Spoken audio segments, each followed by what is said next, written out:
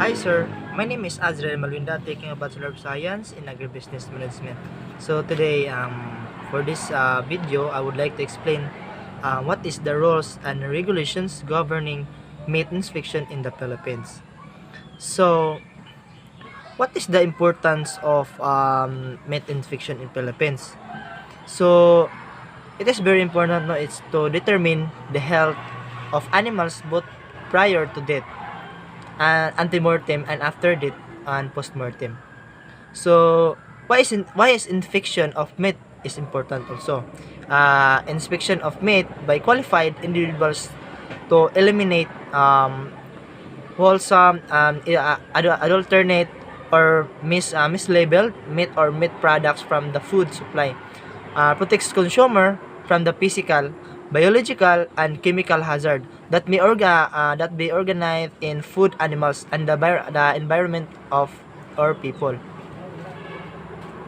So, Republic Act na number 9296, uh, an act strengthening the meat inspection system in the country, ordaining for this purpose meat inspection code of the Philippine, and for other purposes. So, scope of inspection. So there are three scope meat inspection. So the first is scope application. So code um, this code shall apply to all meat establishment or food animals are slaughtered, prepared, processed, handled, packed, or stored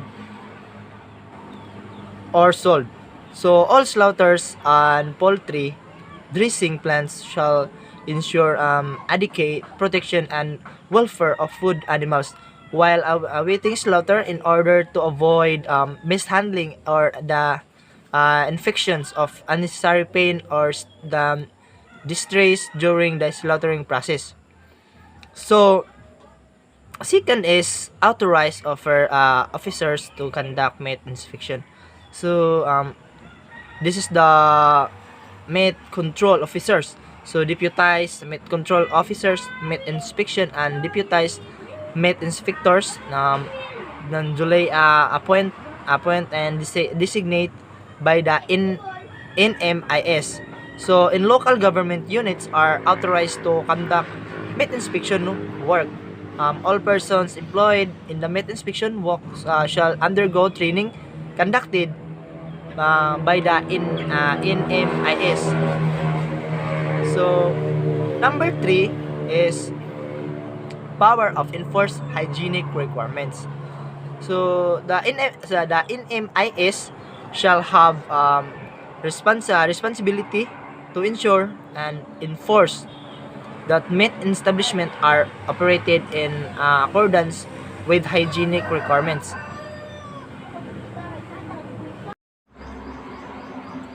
So, the National Meat Inspection Service, or NMIS, um, is a government regulatory agency created by law to implement policies, programs, guidelines, rules, and regulations pertaining to meat inspection and meat hygiene in order to ensure safe meat from farm to table.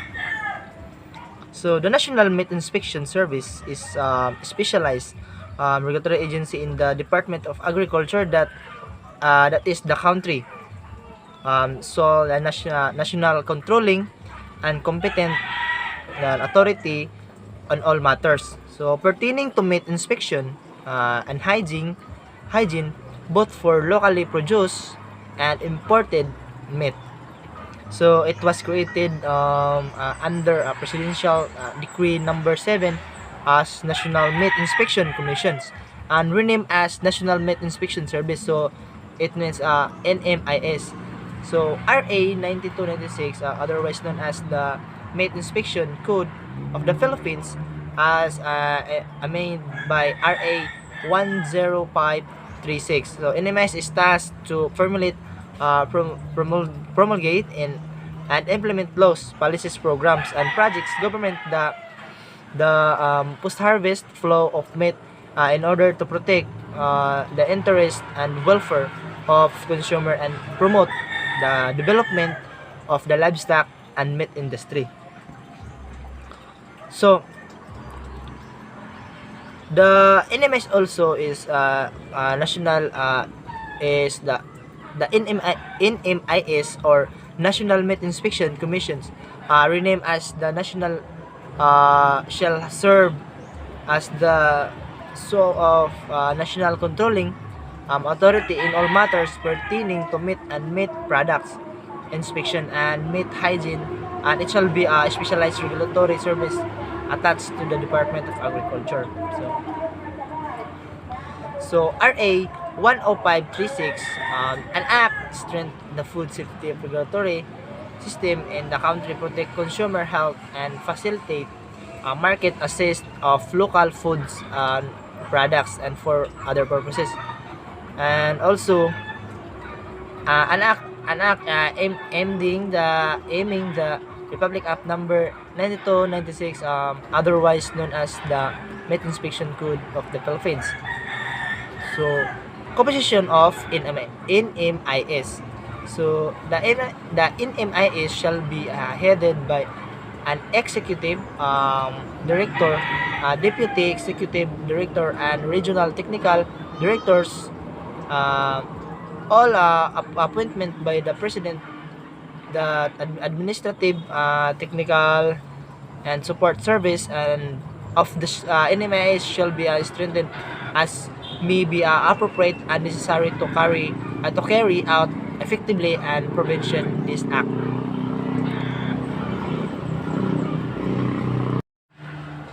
So, responsibility of the local government units. So, regulations by the local government units. These local government units pursuant to provision of Republic Act 1760, otherwise known as the Local Government Code, and Executive Order number 137 shall have regular constructions, management and operations of slaughterhouse, meat inspection, meat transport, and post-abattoir control and monitor and evaluate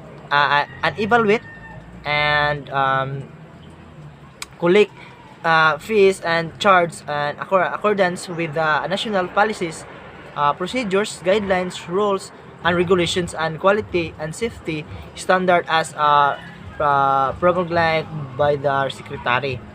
So the NMIS administrative order number 21 2010, this order covers the delineations of functions and the shared responsibility between the Department of Agriculture, National Meat Inspection Service, DANMIS, and the LGU, and the regulations of persons, meat establishment, meat and meat products, and post-meat establishments control. So DA Administrative Order number 28 served of 2005. These rules shall be known as site as implementing rules and regulation, RR or RA 9296, known as the meat inspection. So the meat inspection code of the Philippines. So these all rules also they prescribe the procedures and guidelines for the implementing of meat inspection, code of the Philippines, to facilitate compliance and achieve the objectives objectives.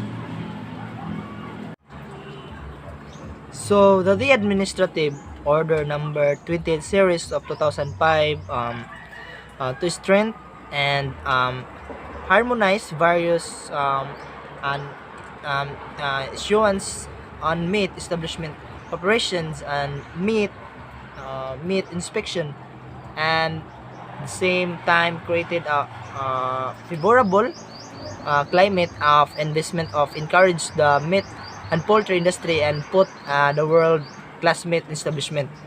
So To promote the application of risk analysis based on accepted scientific methodology, applied food safety standard, so as is to assure a safe and wholesome meat supply. So to strengthen exist rules and regulations, um, government made importations to make them comprehensive, clear, and transparent, and ensure the safety and quality imported meat and meat products through inspection and documentation. So the Republic Act number 8485 or 8485, human handling and slaughtering for the purpose of preventing the human slaughtering of food animals under Republic of number 8485. So otherwise known as Animal Welfare Act, inspector shall conduct an examination on inspection of the method by which food animals are slaughtered and handled in the meat establishment inspected under this act. So, Republic Act 10661. So, an act, this is act, in this act, strengthen the food safety of regulatory system in the country to protect consumer health and facilitate market uh, access of local food and food products and for other purposes. So Republic Act 10661. So this Republic Act number 10611, otherwise known as a Food Safety Act of 2013, strength food safety regulatory safety in our country. The law provides protection in consumer, so they will have access to local foods and food products, and they have undergone through a rigid inspection. So Republic Act 10661, this is the strength the food safety regulatory system in country. So the state shall adopt the following specific objectives: the public farm, foodborne and waterborne illness, and unsanitary. Um, so misbranded or adulterant food enhance industry and consumer confidence in the food regulatory system, achieve economic growth and developing by promoting a fair trade and practice and sound regulatory foundation in domestic and international trade. So join the DOH Administrative Order number 2015-0007 series of 2005. This implementing rules and regulation of Republic Act number 10611 and act this strength food safety regulatory system in the country.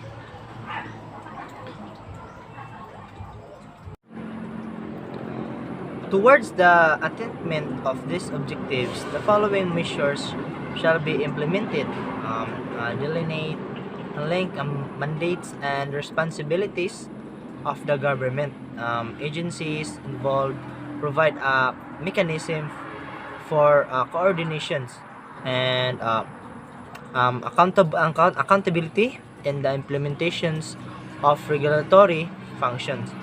So establish policies and programs for addressing food safety hazards and developing appropriate standards and control measures, strengths scientific basis of the regulatory system, and upgrade the capability of farmers,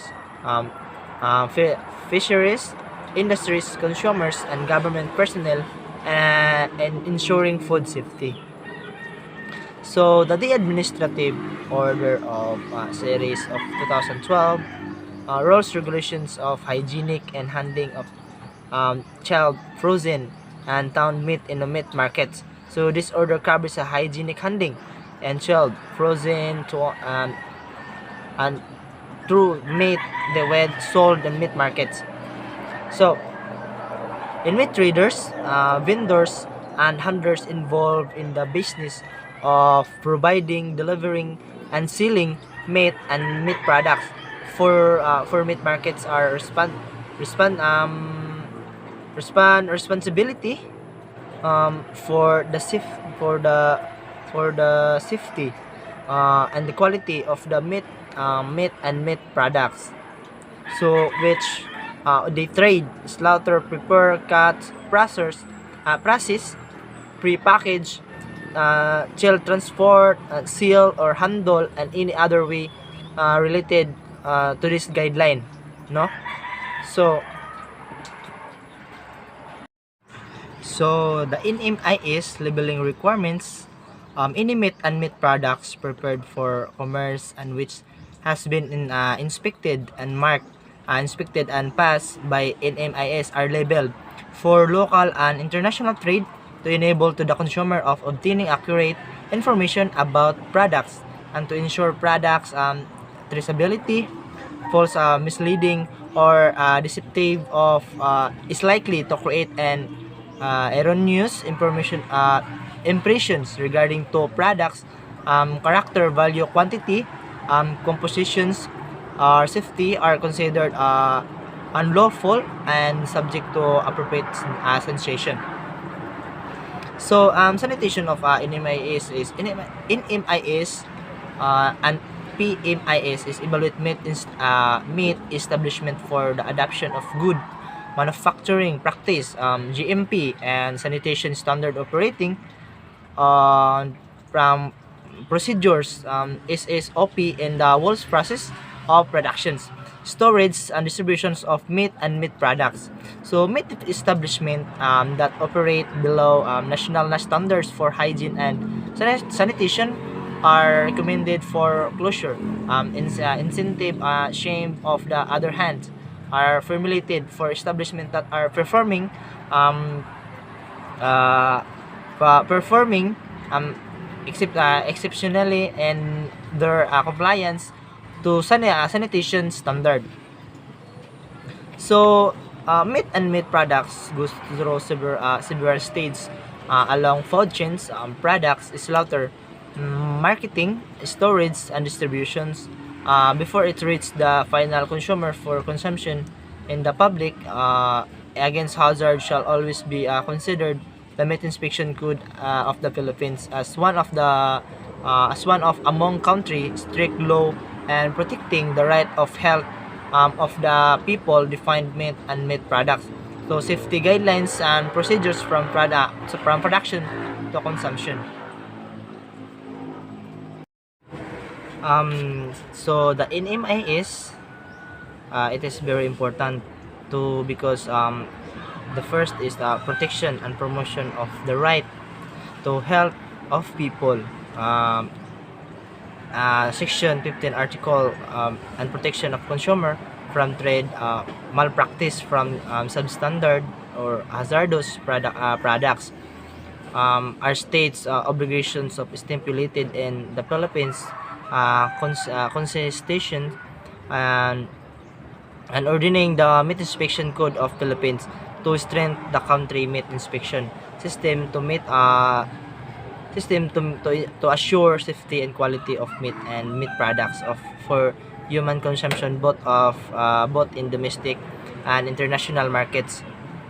So under this law, it is the state's policies to among others uh, that specific policies procedures governing the flows of animals of food animals, so ensure food security and provide safety and quality standards to assure that protections of public against risk of injury and hazards and support the livestock and poultry industry and development and promote animal health by preventing the entry of disease carrying animals in the meat establishment. So the Meat Inspection Code of the Philippines laid guidelines on the following area: institutional mechanism, scope of meat inspection, anti and post-mortem inspection. So the anti and post-mortem inspection, and that is very important in the NMIS, no? So to inspection of imported meat and meat products, sanitation products, quality and safety, product informations and consumer awareness, fees, uncharged and prohibited acts and sanction. To so that's all. Thank you, sir.